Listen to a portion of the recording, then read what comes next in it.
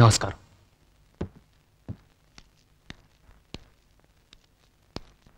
కూర్చోండి.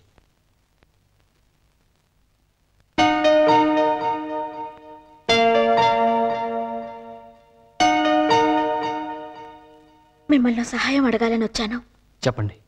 ఆయనకి బిజినెస్లో బాగా నష్టం వచ్చింది. ఫ్యాక్టరీ మూసేశారు. 6 నెలల నుంచి ఖాళీగా ఉన్నారు. మీ షుగర్ ఫ్యాక్టరీకి మార్కెటింగ్ మేనేజర్ కావాలని పేపర్లో ఇచ్చిన ప్రకటన చూశాను. ఆ ఉద్యోగం మా ఆయనకి ఇచ్చారంటే మాకెంతో మేలు చేసిన వారవుతారు. స్వప్న, నువ్వు వెళ్ళి ఆవిడ కాఫీ తీసుకురా. నా కంపెనీలో మీ వారు పనిచేయడం చిన్నతనంగా మీరు ఫీల్ అవ్వకపోతే నాకేం అభ్యంతరం లేదు. రేపే ఆఫీస్కి రమ్మనండి, అపాయింట్ చేస్తాను. నాకు ఆఫీస్కి టైం అయింది, మీరు మాట్లాడుతూ ఉండండి. వస్తాను. నమస్తే.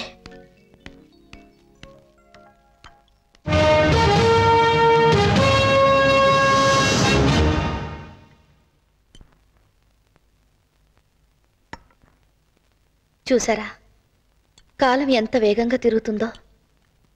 చదువు లేనివాడని మీరు చిన్న చూపు చూసిన మనిషి దగ్గరికే చదువుకున్న మీ భర్త కోసం ఉద్యోగం అడగడానికి వచ్చారు. ఆ రోజు ఆయన్ని ఎవరికైనా పరిచయం చేయడానికే నామూషిగా ఫీల్ అయ్యారు. కానీ ఈరోజు ఆయన పరిచయం కోసం ఎంతో మంది విఐపీలు ఎదురు చూస్తున్నారు. పని పాట లేని పల్లెటూరి బయటను అవమానించారు. ఆయన ఈరోజు ఎంతమంది ఎంఏలకు ఎంబీఏలకు ఉద్యోగాలు ఇస్తున్నారో తెలుసా? నేను మిమ్మల్ని ఎత్తిపడవడం లేదో, ఎదుటి మనిషిని తక్కువగా అంచనా వేయడం తప్పని చెప్తున్నాను. సాధారణంగా ప్రతి మగాడి విజయం వెనక ఒక ఆడది ఉంటుందంటారు. కానీ ప్రతి ఆడదాని విజయం వెనక ఒక మగాడు ఉంటాడని ఎవ్వరూ చెప్పలేదు. బట్ నేను చెప్తున్నాను, నా విజయం వెనక నా భర్త ఉన్నాడు. ఇప్పుడు చెప్పండి, నేను చదువుకున్న మూర్ఖురాలా లేక మీరు చదువుకున్న మూర్ఖురాలా? నా మాటలు మిమ్మల్ని గాయపరిస్తే నన్ను క్షమించండి. మీ వారికి తప్పకుండా ఉద్యోగం ఉంటుంది. మీరు నిశ్చింతగా వెళ్ళిరండి.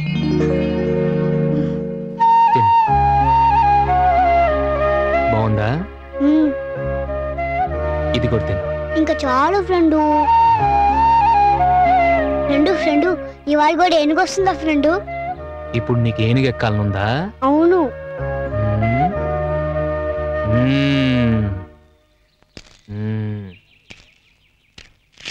ఇదేంటి ఫ్రెండు యోగాసనం వేసావు? ఇప్పుడు నేను ఫ్రెండ్ని కాదంట, ఏనుగునంట. నువ్వు నా మీద ఎక్కుతావంట.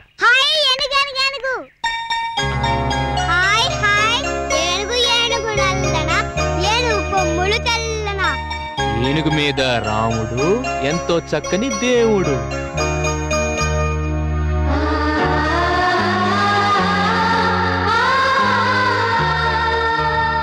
ఇంకా చాలా ఫ్రెండు, అడుగు వచ్చేసింది.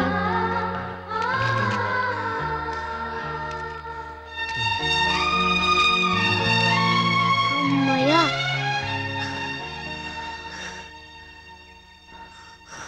ఫ్రెండు, ఈ రవ్వ లడ్లు నేను ఇంటికి తీసుకెళ్ళొచ్చా?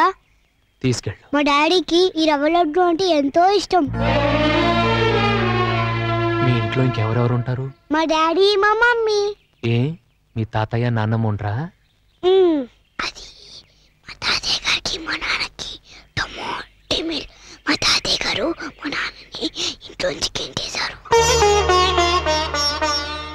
మీ తాతయ్య అంత దుర్మార్గుడా? చచ్చా, మా తాతయ్య గారు చాలా మంచివాడంట.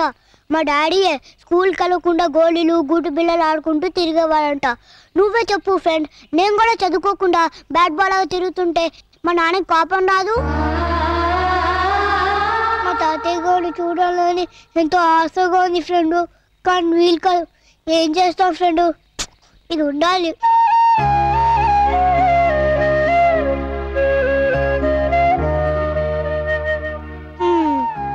बस की टाइम है फ्रेंडो, రేపు కలుద్దాం. Tata, bye bye.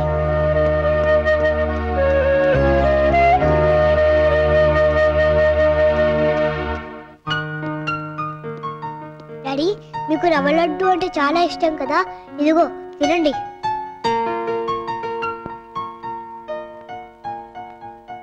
ఇది మా అమ్మ చేసిన రవ్వ లడ్డు లాగుంది. మీ అమ్మ చేయటం ఏంటి డాడీ? మా ఫ్రెండ్ ఇస్తాను. ఫ్రెండ్ అంటే క్లాస్మేటా? కా డాడీ, ఆయన చాలా పెద్ద ఆయనకి పెద్ద పెద్ద మీసాలు కూడా ఉంటాయి. మీసాలు కూడా ఉన్నాయా?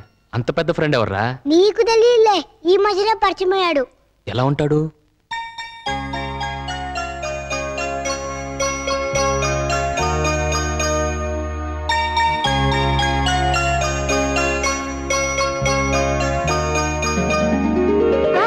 ఒక్క నిమిషం డాడీ.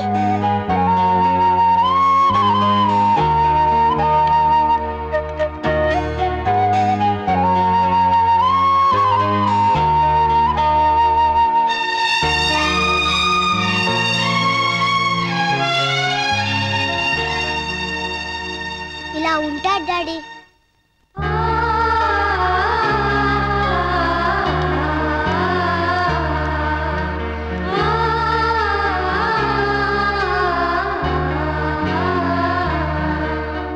డాడీ, మా ఫ్రెండ్ అచ్చు నీలాగా ఉన్నాడు కదూ? లేదురా, నేనే ఆయనలాగున్నాను. చూడు బాబు, మీ ఫ్రెండ్ మనకు దేవుడితో సమానం. ఆయన నువ్వు గివ్వు అంటూ అమర్యాదగా మాట్లాడకూడదు. ఇక మీదట ఎప్పుడు కనిపించినా 2 చేతులతో నమస్కారం పెట్టాలి. అర్థమైందా? అలాగే డాడీ. గుడ్.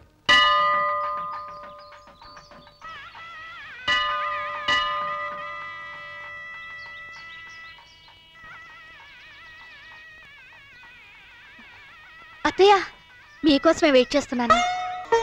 మీ అబ్బాయి గారు పేద ప్రజల కోసం ఒక ఉచిత హాస్పిటల్ కట్టించారు. దాని ప్రారంభోత్సవం రేపే. ఆ హాస్పిటల్కి మావయ్య గారి పేరే పెట్టారు. ఆ హాస్పిటల్ మావయ్య గారు ప్రారంభం చేస్తే బాగుంటుంది. పత్రిక ఇంటికొచ్చే ఇద్దామనుకున్నాం, కానీ ఇంటి గడప తొక్కొద్దని మావయ్య గారు చెప్పారు కదా. మీ మాటను మేము ఎప్పుడు జవదాట్లేదో, అందుకని గుడి దగ్గరికి వచ్చిస్తున్నాను. దయచేసి తప్పుగా అనుకోకండి. తీసుకోండి మావయ్య.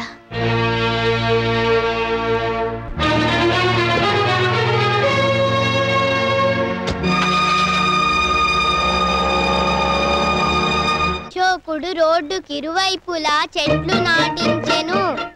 చూడు, భాను కట్టించిన హాస్పిటల్ ఓపెనింగ్ ఈ రోజే. నేను అక్కడికి వెళుతున్నాను. నాన్నగారు అడిగితే షేవింగ్ చేయించుకోవడానికి బయటకు వెళ్ళానని చెప్పు.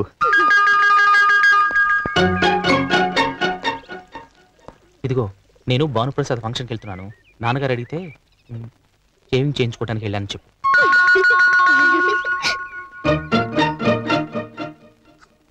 ఎప్పటికయ్యేది ప్రస్తుతమో అప్పటిగా మాటలాడి తప్పించుకు తిరుగువాడు ధన్యుడు సుమతి. నేను భానుప్రసాద్ బాబాయ్ హాస్పిటల్ దగ్గరికి వెళ్తున్నాను. తాతయ్య గారు అడిగితే షేవింగ్ చేయించుకోవడానికి వెళ్ళావని చెప్తాను. నేను గడ్డం గీయించుకోవడం ఏమిటి, గుడికి వెళ్ళానని చెప్పండి. అలాగే నాయనమ్మా. పుత్రోత్సాహము తండ్రికి పుత్రుడు జనించినప్పుడు కలుగదు, జనులా పుత్రుని కనుగొని పొగడగా నాడు కలుగును సుమతి. ఏంటి ఇల్లంతా నిశ్శబ్దంగా ఉంది? ఇంట్లో ఎవరు లేరా? నాన్న చిన్నాన్న షేవింగ్ చేయించుకోవడానికి వెళ్ళారు. మా మమ్మీ వీళ్ళ మమ్మీ వాళ్ళ మమ్మీ నీళ్ళకి వెళ్ళారు. నాన్నమ్మేమో గుడికి వెళ్ళిన తాతయ్య. సరే, నేను తోటకు వెళ్ళొస్తాను. మీ నాన్నమ్మ అడిగితే మధ్యాహ్నం భోజనానికి వస్తానని చెప్పాలి. అలాగే తాతయ్య. తోటకి వెళ్తున్నారా? షేవింగ్ చేయించుకోవడానికి కదా వెళ్ళాలి. తాతయ్య గారు,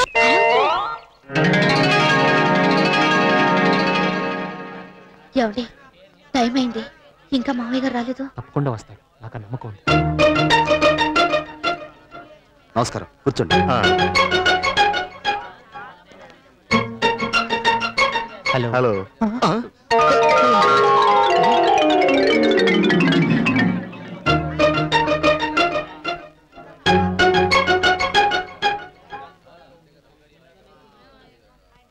నాన్నగారు వచ్చేలా లేరు.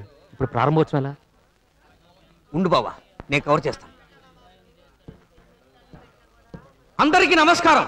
సోదర సోదరిమణులారా, ఈ రోజు ఉచిత ఆసుపత్రిని గౌరవనీయులు హరిశ్చంద్ర ప్రసాద్ గారు ఓపెనింగ్ చేస్తారని ప్రకటించిన విషయం మీ అందరికీ విదితమే. కానీ వారు ఒక తగవును పరిష్కరించడం కోసం అర్జెంటుగా వేరే ఊరు వెళ్ళవలసి వచ్చింది. ఆయన ప్రజల మనిషి కాబట్టి తను లేకపోతే హాస్పిటల్ ప్రారంభం ఆగిపోతుందన్న ఉద్దేశంతో తనకు బదులుగా ఆయన మనవడు చిరంజీవి హరిశ్చంద్ర ప్రసాద్ చేత ప్రారంభోత్సవ కార్యక్రమాన్ని జరిపించమని వారు ఫ్యాక్స్ ద్వారా మెసేజ్ పంపించారు. ఆయన కోరిక ప్రకారం హాస్పిటల్ ని చిరంజీవి హరిశ్చంద్ర ప్రసాద్ గారు ప్రారంభిస్తారు.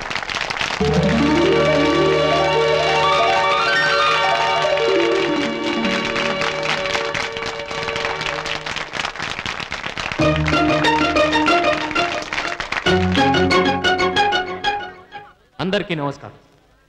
ఇంతకు ముందు గౌరవనీయులు జడ్జి గారు మాట్లాడినప్పుడు నేను కృషికి మారిపోయానని, ఎంతో మందికి ఆదర్శం అని నా గురించి గొప్పగా చెప్పారు.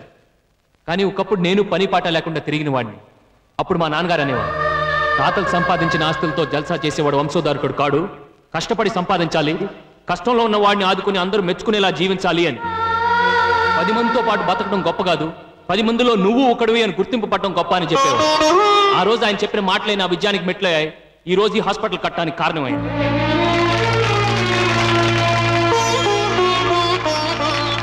ఉలి దెబ్బకు బాధపడితే శిలశల్పం కాలేదు, దున్నేటప్పుడు బాధపడితే నేల కడుపున బంగారం పండదు. అలాగే తండ్రి కొట్టాడనో తిట్టాడనో పగ పెంచుకుంటే ఏ కొడుకు అభివృద్ధిలోకి రాలేడు.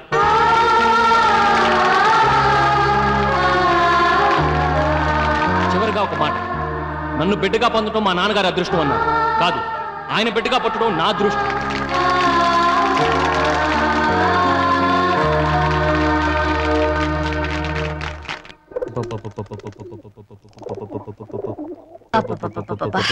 ఏం జనం, ఏం చప్పట్లు.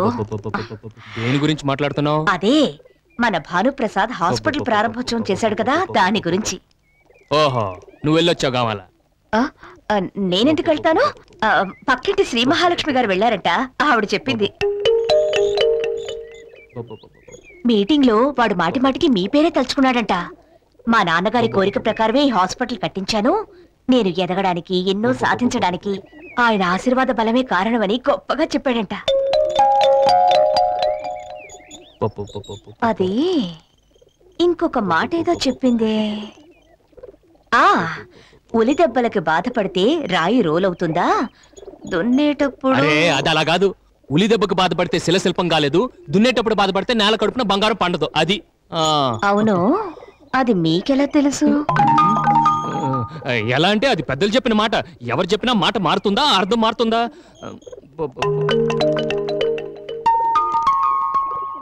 ఏంటి అలా అనుమానంగా చూస్తున్నావు? ఏం లేదు, మీటింగ్ కి వెళ్ళిన శ్రీ మహాలక్ష్మి గారే విన్నది విన్నట్టుగా చెప్పలేకపోయింది. మీరింత కరెక్ట్ గా చెప్తున్నారు కదా, ఒకవేళ మీరు కూడా మీటింగ్ కి వెళ్ళారేమో అని. నేనెందుకు వెళ్తాను? నాకు వేరే పని పాటలేదా ఏంటి? ఇవాళ శనివారం, తోటలో కూలీ లెక్క చూడటానికి డబ్బులు ఇవ్వడానికే టైం చాలేదు. అవునవును, మీకెక్కడ తీరిక? మీకు వెళ్లే తీరిక లేక ఈ పై పంచిని మీటింగ్ కి పంపించారా?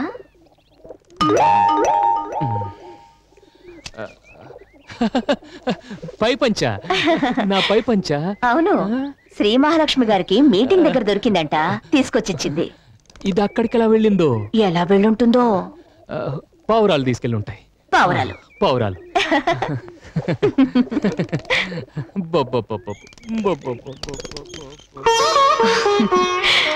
దొంగ పావురాయ్.